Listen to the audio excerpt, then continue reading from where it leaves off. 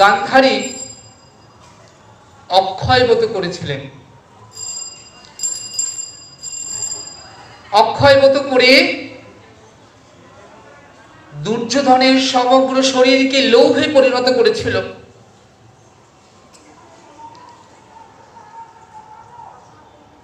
সর্বাঙ্গ দুর্যোধনের লৌহে পরিণত হয়েছে, বজ্রের ন্যায়, কিন্তু কটিদেশ আর জানুদেশ কাঁচা রয়ে গেছে। কেন না, দুর্যোধন কদলীপত্র কলা পাতা জড়িয়ে এসেছিলেন মায়ের কাছে। গান্ধারী চোখে বস্ত্র বাঁধা ছিল। কেন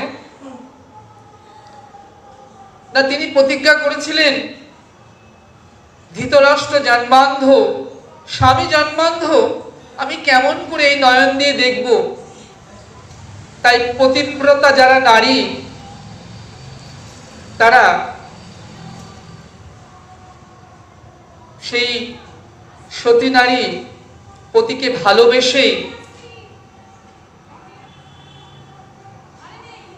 এটা করেন।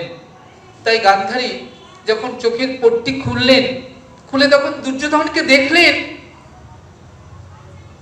বললেন, দুর্যোধন, আমি তোমায় বলেছিলাম শিশুকালে যেভাবে তুমি আমার কাছে এসেছিলে, ওই বাল্য অবস্থায় সেইভাবে তুমি আমার কাছে আসবে, কিন্তু এ কি করলে তুমি? ওই জানুদেশে কেন কদলীপত্র বেঁধে এসেছো? বললেন, ওমা, কৃষ্ণ পরিয়ে দিয়েছে গো।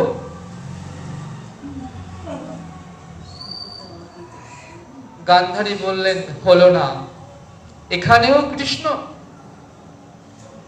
জীব অনন্ত বাঞ্ছা করে, কৃষ্ণ ইচ্ছা ছাড়া খড়কুটোটি নাহি নরে।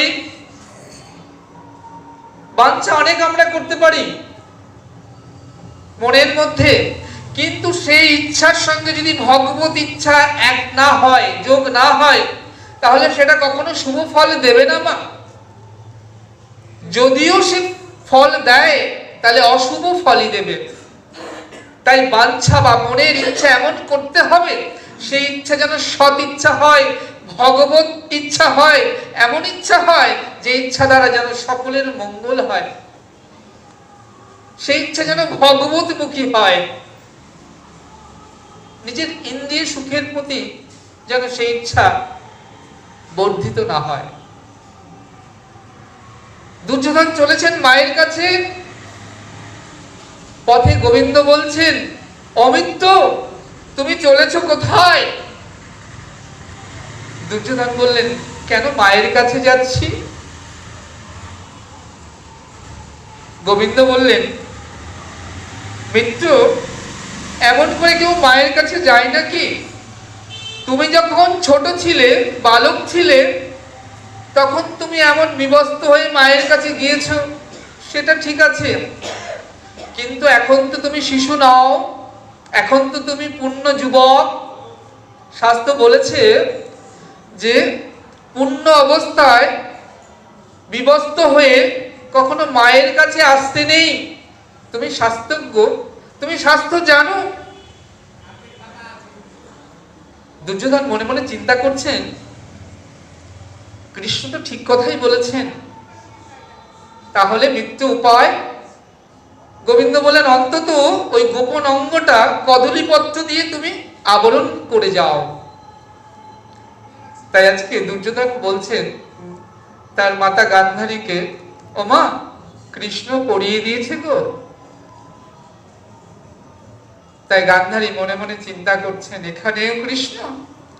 হলো না দুর্যোধন, আমি চেয়েছিলাম তোমার সর্বাঙ্গটা লৌহে পরিণত হয়ে যাক, কিন্তু হলো না। তাহলে মা উপায় কি? একটা উপায় আছে। সেই উপায়টা কি জানো? কোন অজনী সম্ভবা নারী, অর্থাৎ যে নারী অগ্নি থেকে যার উৎপত্তি হয়েছে, এমন কোন নারীকে যদি বিবস্ত করে তোমার উরুতে তাকে বসাতে পারো, তার জানুদেশ, তার যোনি যদি তোমার উরুতে স্পর্শ হয়, তাহলে তোমার ওই কাঁচা অঙ্গটা, যোনিদার যে কাঁচা জানুদেশটাও পাকা হয়ে যাবে। দুর্যোধন একথা জানতে পারলেন, বললেন মা, এমন কোন নারী কি আছে জগতে? গান্ধারী বললেন কানে কানে ডেকে, মা তো, মা পুত্রসেনে অন্ধ। এই জগতে কামুক যারা, কামে অন্ধ, যারা বিষয় নিয়ে থাকে তারা বিষয় অন্ধ, আর সাধুরা থাকে সদা সর্বদা প্রেমে অন্ধ। তাই মা পুত্র স্নেহে অন্ধ। তাই ডেকে বললেন, দুর্যোধন কানে কানে বলি শোনো, এমন নারী আমাদের এই রাজসভাতেই আছে, আমাদের এখানেই আছে। তিনি আর কেউ না, তিনি হলেন অগ্নি জায়া, অগ্নি থেকে যিনি প্রজ্বলিত হয়েছে, দ্রৌপদী। তাই দুর্যোধনের মনের মধ্যে ওই দুর্বাসনা জেগেছিল, যদি দ্রৌপদীকে বিবস্ত করে একবার আমার উরুতে বসাতে পারি, তার জনিদার যদি আজ আমার উরুতে স্পর্শ হয়, তাহলে আমার যে অংশটা কাঁচা রয়েছে সেটাও আর কাঁচা থাকবে না, সেটাও পাকা হয়ে যাবে। কিন্তু গোবিন্দ যার সঙ্গে থাকে মা, তাকে তো কেউ কিছু করতে পারে না। তাই গোবিন্দ এসে দ্রৌপদীকে বস্ত্র দিয়ে নারীর মর্যাদাকে সেদিন ভুলুণ্ঠিত হতে দিলেন না, তাকে রক্ষা করলেন। আজকে উত্তরা কে যখন ওই ব্রহ্মাস্ত্র নিক্ষেপ করা হলো, উত্তরা ছুটতে ছুটতে হারাত হারাত বলতে বলতে গোবিন্দ চরণে এসে পড়লেন। কেন না, উত্তরা শিখেছেন তার শাশুড়ি মা দ্রৌপদীকে দেখে যে বিপদে পড়লে কার চরণে শরণ নিতে হবে, কে আছে জগতে একমাত্র বিপদ ভঞ্জন। যদি বিপদ ভঞ্জন বলে জগতে কেউ থেকে থাকে, তিনি একমাত্র বিপদ ভঞ্জন মধুসূদন আমার গোবিন্দ। তাই তো উত্তরা যখন এসে পড়লেন গোবিন্দ চরণে, আর কারুর কাছে গেলেন না, পঞ্চস্বামী বা অন্য যারা দাঁড়িয়েছিলেন কারুর কাছে গেলেন না। গোবিন্দ তখন কি করলেন না, সূক্ষ্ম দেহ ধারণ করে দাঁড়িয়ে আছেন সেখানে গোবিন্দ, সূক্ষ্ম দেহ ধারণ করে উত্তরার গর্ভের মধ্যে প্রবেশ করে সেই ব্রহ্ম অস্ত্রকে প্রতিহত করলেন এবং মহারাজ পরীক্ষিতের প্রাণ ফিরিয়ে দিলেন, তার প্রাণ রক্ষা করলেন। কেন? উত্তরা ডেকেছিলেন গোবিন্দকে, উত্তরা গোবিন্দকে পেলেন, কিন্তু মহারাজ পরীক্ষিত গোবিন্দকে ডাকেননি, এমনকি কোনো সাধন ভজন করেননি।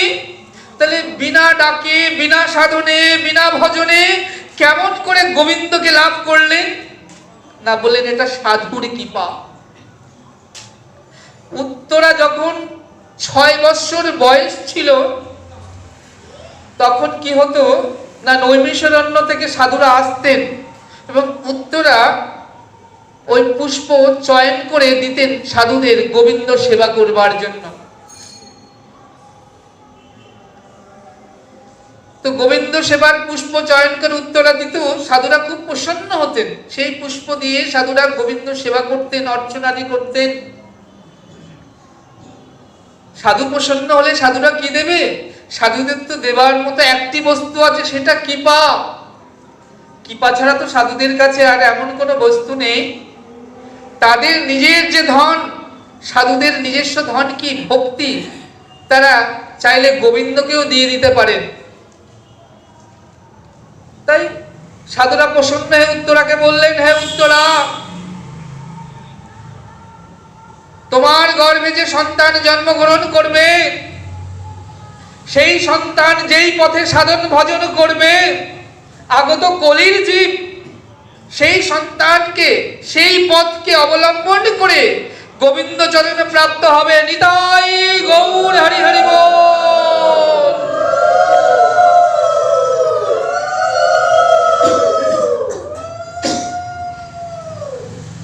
তাই আজকে সেই সাধুদের কথা রক্ষা করবার জন্য গোবিন্দ উত্তরার গর্ভের মধ্যে প্রবেশ করে মহারাজ পরীক্ষিতকে রক্ষা করলেন। ভগবান বললেন, আমি আমার বাক্যকে অনেক সময় রাখি না, উল্লঙ্ঘন করি, কিন্তু আমার ভক্ত তার কথাকে আমি সদা সর্বদা অবশ্যই পালন করি। তার বাক্যকে রক্ষা করবার জন্য সদাই চেষ্টা করি এবং আমি রক্ষা করে থাকি তার বাক্যকে। ভক্ত মোর মাতা পিতা, ভক্ত মোর গুরু, ভক্ত মোর নাম রেখেছে বাঞ্ছা কল্পতরু, নামে বৈকুণ্ঠে যোগী নামপি ন হৃদয়ে চ, যত্র মম ভক্ত গায়ন্তি তত্র তিষ্ঠামি নারদ। আমি আমার ভক্তের অধীন। আমার ভক্ত যখন কথা দিয়েছে মহারাজ পরীক্ষিত, যে পথ অবলম্বন করে ভগবত চরণ প্রাপ্ত হবে, আগত কলির জীব সেই পথ অবলম্বন করে গোবিন্দ চরণ প্রাপ্ত হবে। তাই তো পরীক্ষিতকে আমার গোবিন্দ রক্ষা করলেন উত্তরার গর্ভের মধ্যে প্রবেশ করে। আজকে এটা অনুভব করলেন একজনই, সেটা রাজমাতা কুন্তী। কুন্তী তখন সদ্য স্নান করে ভিজে কাপড়ে এসে দাঁড়িয়েছেন, কিন্তু কুন্তী অনুভব করলেন যে গোবিন্দ সূক্ষ্ম দেহে উত্তরার গর্ভে প্রবেশ করে উত্তরার গর্ভস্থ সন্তান মহারাজ পরীক্ষিতকে প্রাণ ফিরিয়ে দিলেন।